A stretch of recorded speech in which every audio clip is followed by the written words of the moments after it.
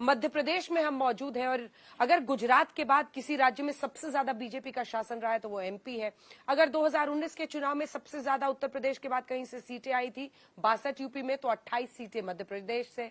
क्या एक बार फिर ऐसी परफॉर्मेंस यहां पर दोहरा पाएगी भारतीय जनता पार्टी? बात करने के लिए बेहद खास मेहमान मोहन यादव जी, मुख्यमंत्री मध्य प्रदेश के, हमारे साथ आज तक पर जुड़ रहे हैं। बहुत स्वागत है आपका।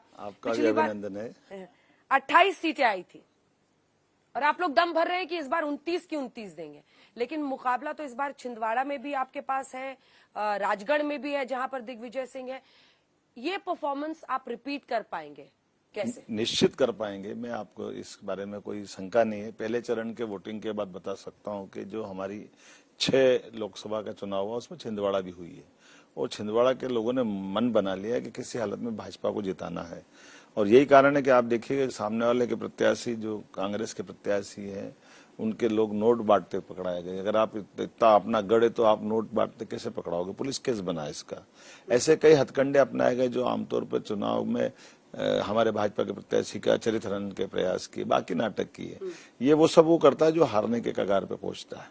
इसलिए मैं तो मान के चलता हूं कि भाजपा के लिए पूरा प्रदेश एक तरह से मोदीमय है। और जिस ढंग से ये खासकर मध्य प्रदेश तो जनसंघ के जमाने से पहली बार जब जनसंघ की कोई विधानसभा जीती थी तो मध्य प्रदेश से जीती थी, पहली बार नगर पालिका कहीं जीती तो मध्य प्रदेश से जीती है। हमारा जनसंघ की स्थापना से लेकर आज तक का रिकॉर्ड रहा है कि भाजपा के प्रति जनता की अपार श्रद्धा है, यहाँ के वर्किंग व्यवस्था से, काम की व्यवस्था से, इसीलिए लंबे समय तक शासन भी कर रहे हैं और निश्चित रूप से 29 की 29 लोकसभा हम जीतेंगे।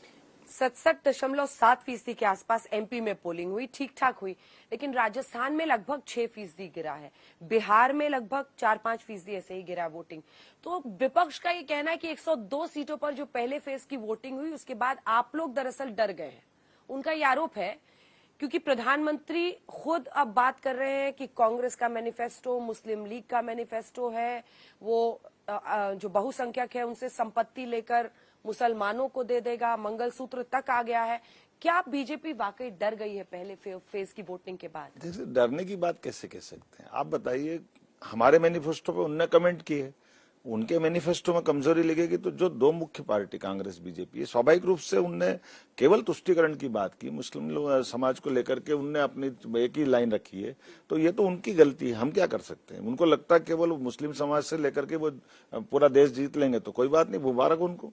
हमारे लिए तो हमने कहा कि सभी वर्ग बराबर है, क्या हिंदू क्या मुस्लिम। आप बताइए, राम मंदिर के मामले में निमंत्रण ठुकरा करके कितने हमारे हिंदुओं की भावनाओं का आहत किया था। अब इसको नहीं बोलेंगे क्या? वो तो जग जाहिर है। आज तक बताइए, सोनिया गांधी जी से लगाकर प्रियंका गांधी, राहुल गांधी क्यों भगवान राम के दर्शन करने नहीं गए? ये दर्शन तो उनको करने जाना है ना भाई। 22 को नहीं आए कोई बात नहीं, बाद में भी टाइम नहीं मिला आपको, तो जब चुनाव आएगा तो ये बात तो हम जनता के बीच में नहीं रखेंगे तो कहाँ रखेंगे? ये तो सब उन्हीं की तो मुद्दे हैं। मैनिफेस्टो में बोलाते हैं कि हम सर्वे कराएंगे, प्रॉपर्टियां बांटेंगे। अरे भैया, ये तुम कह रहे हो ना, हम थोड़ी कह रहे हैं। वो अगर मैनिफेस्टो लेकर दे रहे ना, फिर कह रहे आप मुसलमानों को दे देंगे, ये कहाँ लिखा है? यार, और किसको लेने की बात कही? मनमोहन सिंह जी ने क्या कहा, इस देश पे पहली प्रॉपर्टी का अधिकार मुस्लिमों का। अब मनमोहन सिंह जी उस समय प्रधानमंत्री थे ना, कांग्रेस की सरकार थी ना, हमारी सरकार थोड़ी थी। ये उनके प्रधानमंत्री लोग, और मनमोहन सिंह जैसे बुद्धिजीवी, कांग्रेस का उस समय का सबसे बड़ा नाम, एक तरह से पीठ पीछे से यूपीए सरकार के चेयरपर्सन कौन थे? सोनिया गांधी जी थी। तो सोनिया गांधी जी, मनमोहन सिंह, दोनों की सरकार थी उस समय। वही तो कह रहे हैं, आज तक खंडन करे उस बात का कि हमने गलत किया था।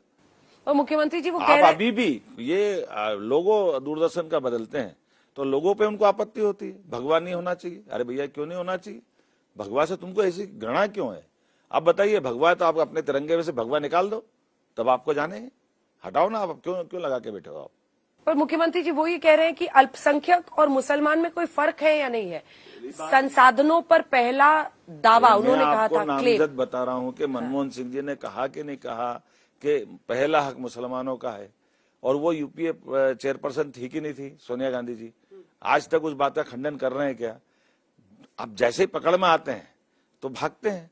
और आप, जैसे मैंने आपको कहा कि निमंत्रण ठुकराया, लेकिन अयोध्या के भगवान राम तो आज भी मुस्कुरा रहे हैं। आप जाओ ना दर्शन करने। आप क्यों दर्शन करने से बच रहे हो? इसका मतलब है आपके मन में पाप है, आप केवल एक वर्ग को संभालना चाहते हैं। आप उनको खींच कर अपने टर्फ पे लाते हो, हमारे टर्फ राम मंदिर पे। नहीं, हम नहीं ला रहे हैं, हम तो उनसे कह रहे हैं, हम तो गए डंके की चोट। मैं अपने मंत्रिमंडल के साथियों के साथ दर्शन करने गया हूँ, हमने 22 जनवरी के दिन अपने यहाँ पूरे प्रदेश में एक साथ उसका आनंद लिया रामनवमी का, और हमने कहा कि भगवान राम के लिए जो कारसेवक जिनका बलिदान हुआ है, ये उस मार्ग पर हम पुष्प बिछाएंगे, पुष्प वर्षा करेंगे, जो भगवान राम के दर्शन करने जाएंगे। ये हम डंके की चोट बोलते, वो क्यों नहीं करते?